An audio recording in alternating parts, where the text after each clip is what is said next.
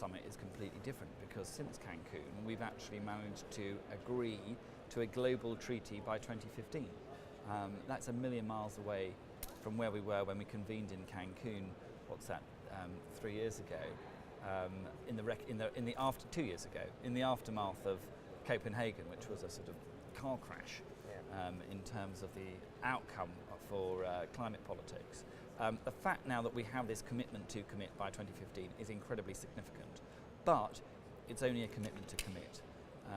There's still a lot of work to do to ensure that we end up with a global treaty that will actually deliver at lower temperatures. And the fact of the matter is, we've got a lot of work to do.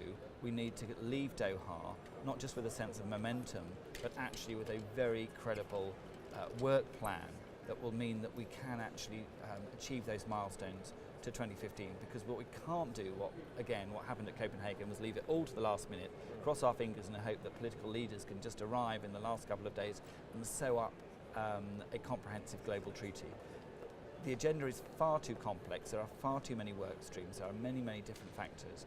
So it does require officials to really engage now and think as they negotiate at Doha, is what I'm agreeing to today, or is what I'm objecting to today, really going to help us agree an ambitious treaty in 2015? And that for me is the litmus test. In terms of the Kyoto Protocol, that's clearly one of these sort of milestones you've been talking about.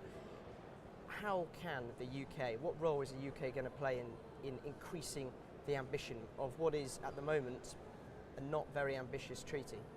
Well, the important thing is that we get the KP2, that we leave Doha with a second commitment period that runs all the way to 2020. That's the first thing. But in agreeing to 2020, we're not locking down ambition. We need to make sure that there is a mechanism within the KP2 to review ambition. Now, the UK has been arguing for a higher level of ambition, raising the 20% target to 30% for some time now. Now, we'll only do that when we reach consensus, and the reality is we don't yet have consensus within the EU. But it is a work in progress. I began talking to European partners about raising our level of ambition, nearly 2 years ago now. And we have made progress. There is a greater consensus. There is a greater acceptance that actually, far from damaging our economy, in many ways it could help reinforce European competitiveness. But that argument hasn't been seen through to completion yet. There are still concerns on some of the key European partners, but I think we will overcome those concerns, certainly well before 2020, well before 2020, but we're not going to do it here at Doha. So I think the important thing is to future-proof KP2 so it does allow for the EU in due course to raise ambition.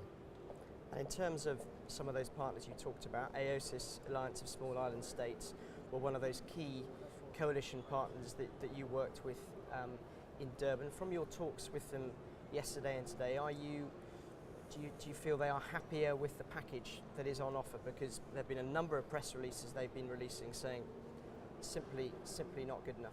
Well, I think what they're concerned about is that a KP2 that runs to 2020 locks out ambition. And I think we need to do more in the EU to convey to partners like AOSIS that we're not ruling out raising ambition. That's absolutely critical. We will be driven by the science. We do want to be able to raise ambition in due course.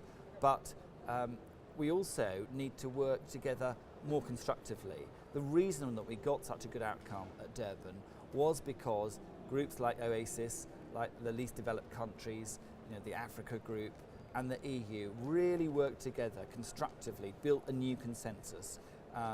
And we need to see that shared level of ambition, that commitment to working together here at Doha, if we're to repeat the good outcomes that we finally managed to secure, perhaps against the odds, at Durban last year.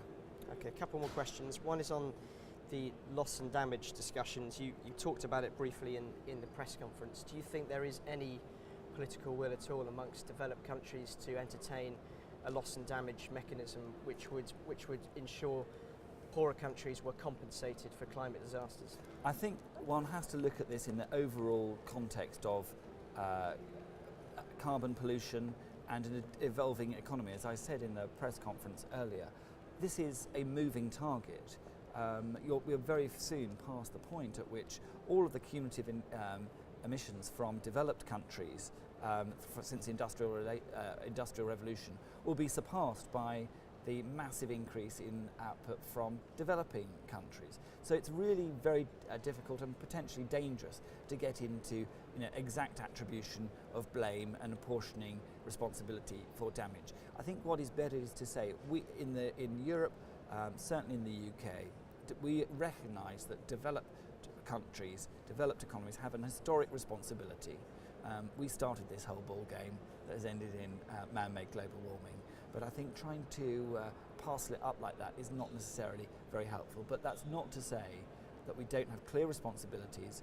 We certainly want to engage in discussion about equity and fairness, and that's important that we do. But I'm a little suspicious of parceling up in that way. Okay, and a final point, going back to the sort of idea of political will, which seems to be to an extent absent from these talks. What more could civil society pressure groups do to push not just your government but all governments around the world towards a deal? What do you need? What do you need to see from a politician's point of view to actually be able to push the ambition?